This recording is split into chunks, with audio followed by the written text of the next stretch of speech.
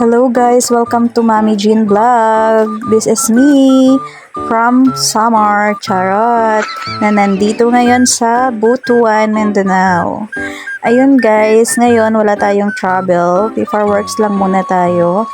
Kasi wala pa namang schedule at wala din kaming budget pa for travel. Marami nga pala kaming bibiyahiin like Tandang, Surigao, Siargao, ganun. Kaso nga lang nag-aantay pa ako ng budget guys. Ayun. Kaya office lang muna tayo at maganda na rin kasi maulan. Maulan ngayon. Actually, ilang days nang umuulan dito sa Mindanao guys. Alam ko maulan din ngayon sa Samar at sa ibang lugar. Ayun. Kaya ayan, nasa-certified true copy ako sa mga legal docs na nakascan lang, ganun. Pero pag original copy, hindi ko na yan sine-certified. Yan, nagkabulol-bulol na.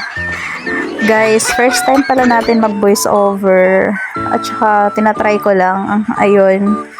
Minsan, naman ako. May mga kinakabisihan naman ako, hindi lang sa pag-reels, ganun yan. Din ako sa TikTok, nagla-live, kaya abangan niyo ako doon. At mag-send kayo ng gifts, charot. Ayan. Nga pala kami dyan. Nanlilibak. Nanlilibak. Ayan.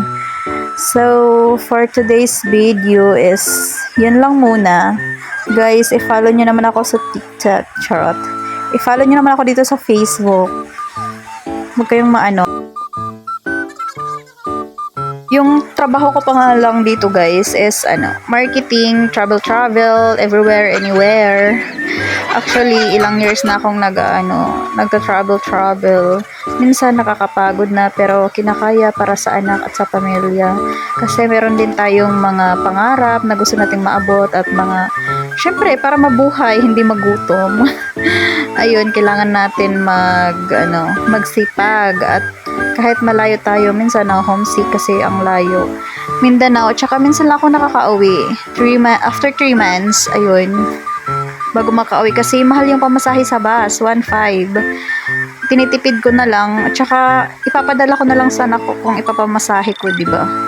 Ayun, kaya tiis-tiis lang muna, wala akong choice, kundi magtrabaho para sa pamilya, para sa pangarap, lalong-lalo na para sa anak ko, kasi alam niyo naman, but thankful ako sa mga magulang ko kasi nandyan sila habang wala pang pinapadala, lalo na ngayon na utang tayo, malaking utang, maraming utang, hindi malaki. Ayun, at saka syempre sa partner ko, sobrang blessed ko kasi nandyan sila, nagtutulungan kami. Ayun, pag wala ako, sila, pag wala din, ganyan. Tsaka, ayun lang. I'm so thankful for them. Na nga pala ko dyan guys, nag-liquidate kasi, pag hindi ka makaliquidate, ayan, masacharge yan sa inyo. Masacharge yan kasi yung PTC, dapat may liquidation ka. May mga resibo kang na-attach at nasasubmit sa office.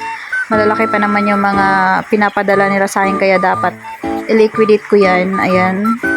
Dapat by date yung pagli-liquidate din. Ayun, busy ang person nyo.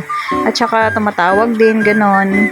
Negotiate din ako sa mga district engineer, chief of planning, at sa mga ibang contractor na nag-usap-usap kami about sa project, ganyan.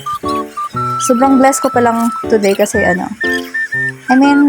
this month kasi hindi rin ako na zero. Thank you for watching.